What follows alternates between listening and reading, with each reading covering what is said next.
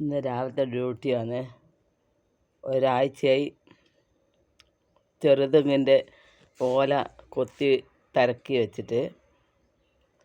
ഒരു കണ്ണൂർ ഭാഷയിൽ മാച്ചി എന്നാണ് പേര്. ബാക്കിയെല്ലാ നാട്ടിലും ചൂല് എന്ന് പറയും.